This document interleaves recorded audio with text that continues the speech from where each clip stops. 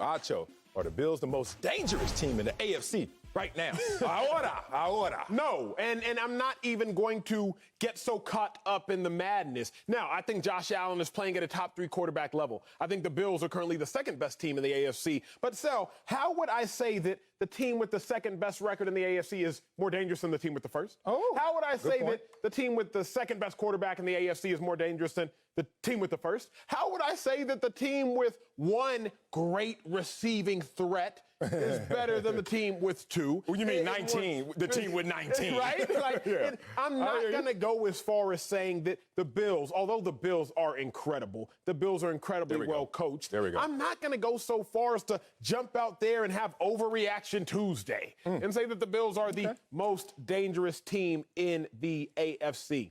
The most dangerous team in the AFC is the team that can do the most danger to you. Okay. That's the Kansas City Chiefs. Now, Bills are very good. I've said that. I will say that throughout the duration of this show. But I just hate where we are in life right now, where you see one new shiny toy and you got to have it. It's the holiday season. Like that jacket. You saw it, you had to have it. This is one of my best jackets, honestly. Wow. This is a C-team jacket, Oh, sir. wow. It's a C-team jacket. But even C-teamers got to get they shine.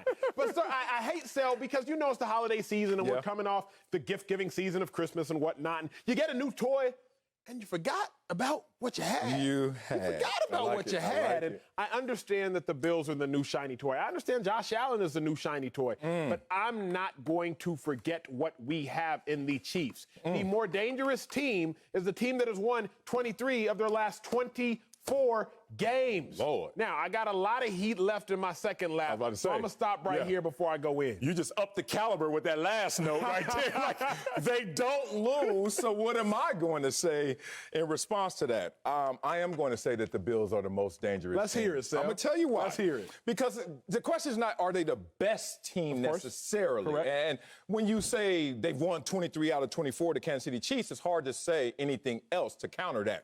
But when you start talking about dangerous, then other elements come into play. Let's be real. The hottest team is kind of synonymous with most dangerous because timing matters. That is fair. And let's get into that because that's where I'm going to start my argument with the timing.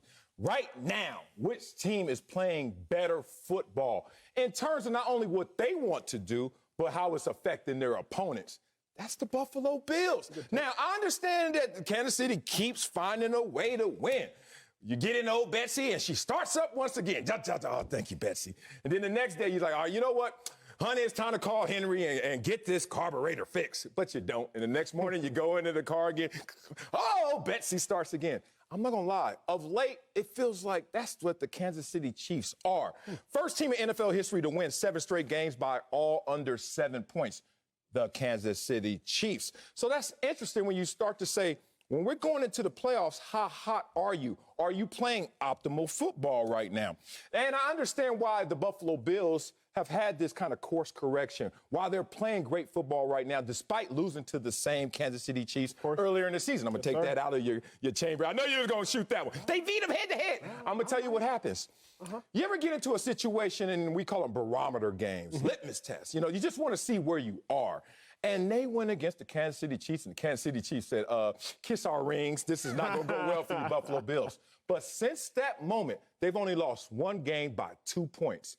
That's it. And more importantly, they're playing better football right now by the win-loss differential than even the Kansas City Chiefs. So that's why I say they're the more dangerous. Your take isn't so outlandish that I'm going to scoff at. You expected it, though. I didn't, but I scoffed at some of your takes. I'm going to give this take the respect that it deserves. Yes. But here's the issue. When we talk about the most dangerous team, we use that word dangerous in football synonymous with the hottest team. Yep. You're like you said, and I agree with that wholeheartedly. Here's the problem and the flaw in that logic in thinking that the Bills are the most dangerous. The Bills have lost 3 games this season.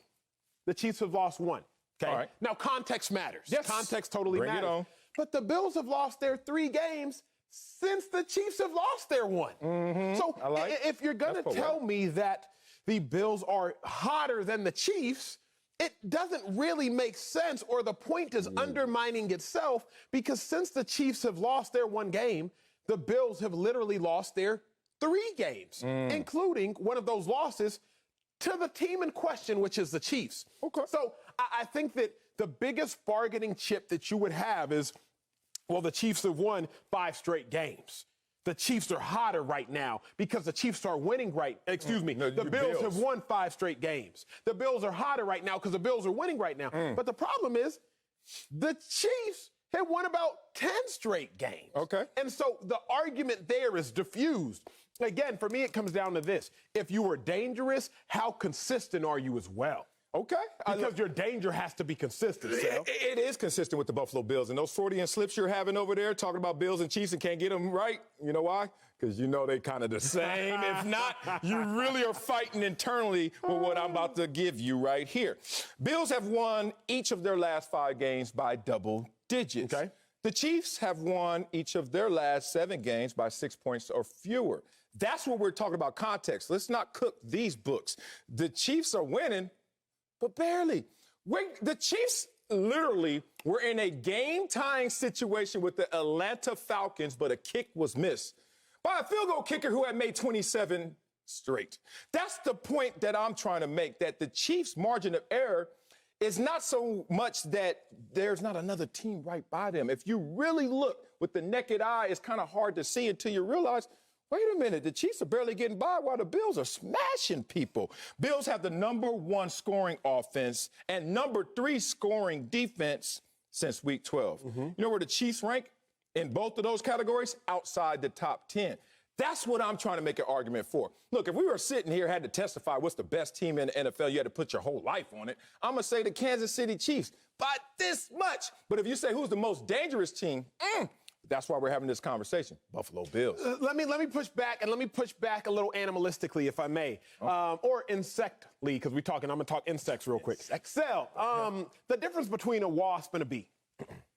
You asked me? I'm asking you. I ain't got stung by either. I don't know. I'm a city boy. I've been stung. I'm a city boy. I've been stung before by a bee, and the thing about being stung by a bee can only sting you once. Oh, could they die? But a wasp can just sting you and sting you and sting you. So the difference when you're talking about a wasp is you know that it can consistently sting you. Whereas a bee, if you're looking at a bee, it might sting you, it might not, depending on if it has stung before. Okay. I view Patrick Mahomes as a wasp because he will consistently sting you. Whereas Josh Allen can be dangerous, but it depends because after Josh Allen stings you, he typically dies the next week, statistically. Let's bring up the full screen. And let's talk about Josh Allen's passer rating. This is from week 1 to week 15, 1 to week 16. Y'all look at it. So, Sal, what is that? He'll sting you. It's his passer rating. Because week 2, look at the peak. That's that first peak, 146. He'll sting you.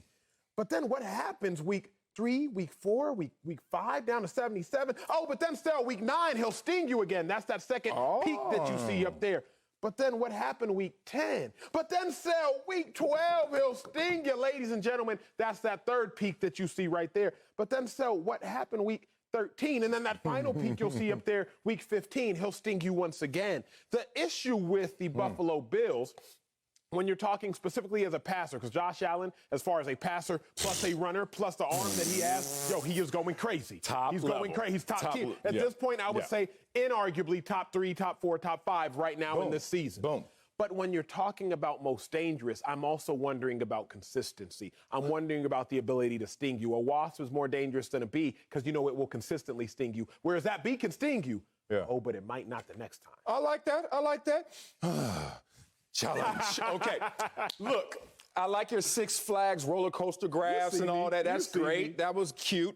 A little misleading because the playoffs weren't in week 1. They weren't in week 5. That's fair. Let's talk about right now. And since you had a full screen, I have a full screen. But my full screen is going to focus in on the here and now because last time I checked, the present is the gift. Ooh, and I'm going to give you a gift right now. It's Christmas season.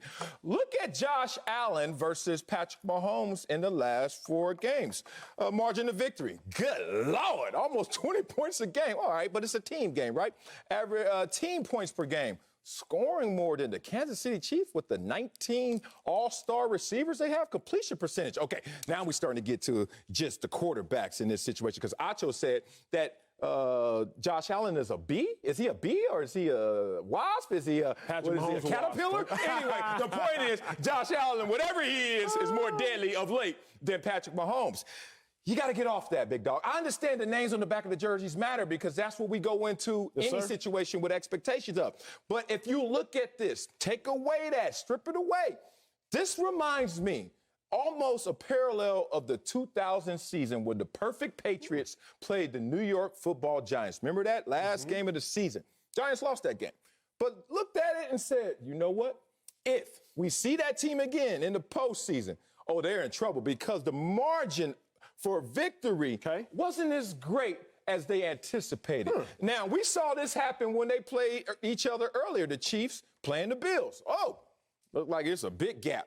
But now, the same thing that went through the mindset of the Giants, same thing going through the Buffalo Bills in the same state of New York, where they're realizing if we see them boys again, because of how hot we're playing right now, we're more dangerous than we were before, and we're the most dangerous in the league. Marcellus, your takes. You like it. Admit it. It's starting to lose steam like you Cabros the Kansas City Chiefs are. Oh. That's the problem with your takes. Let me ask you this, Marcellus. Who won the Super Bowl last year? Kansas City Chiefs. What was the score? The score? Exactly. They won by 11. Margin of victory is irrelevant. Who won the Super Bowl the year before? Patriots. What was the score? Oh, I know that one. 13-3. You ain't going to do me like this too hard. I ain't go to Harvard. I went to Columbia. I'm going to know something. The fact of the matter is, the margin of victory can often be irrelevant, at least if the victories are often present. Ooh, I like. The margin of victory can be irrelevant if the victories are present. Yeah, that's when I talk about the margin of victory with the Chiefs, I don't care. 23-1. They have a 96% winning percentage over the last 4 games. That is a bet that I would always take. So they are more dangerous because they win 96% of the time over the last 24 games. So no love for point differential for you. It just you don't care about that. You don't care if your card starts up fast or if it great. That's a great question. Come on, man. I don't care when the sample size is this large. Okay. If the sample size is, and because I always say this, context matters. I don't talk to me about margin of victory when you're going to talk to me about the Cowboys and their last 3 opponents beating the Niners, beating the Eagles, beating the Bengals. Now we can talk about margin of victory. Okay. When you're talking about teams that have only won 3 games in a row by against opponents who have won a combined 14 games all season. We can talk margin of victory when you want to talk to me about the Ravens, who have beat the Cowboys, who have beat the Jaguars, who have beat the Giants, who have beat over the last 3 of their last 4 weeks. Okay. Now we talk in context. But if I sit here, Sel, and I tell you the Chiefs have won 23 of their last 24, including wins against the Ravens, wins against the Bills, wins against the Buccaneers, then I don't care about all this margin of victory talk because they winning. Okay, the slow starts doesn't bother you. The fewer points per game doesn't bother you. See, what did we talk about yesterday? The universe whispers before it yells. It does. So what's the whispering then? What you trying to tell me to right now? Either you guys are bored, which could be a thing. Either you guys are not mailing it in, but realize that once those jerseys and that talent hits the grass, hits the turf, that is probably going to be smooth sailing. But the Buffalo Bills are on that grind, kind of the Rocky III. I think Bucky Brooks talked about this before. And then you get to a situation where you start living lavishly. Like the Chiefs are living lavishly. They have so many weapons. They have the rings. Like, I don't know if they're at full tilt, as we used to say when we played the game. I'm looking at it now where, tell me if you give some credence to this. Please. Each of the last 3 years, the number 1 seed in the AFC, they didn't win the Super Bowl. All right, Patriots, Chiefs, and Ravens. Okay. Last 2 seasons, it was the number 2 seed.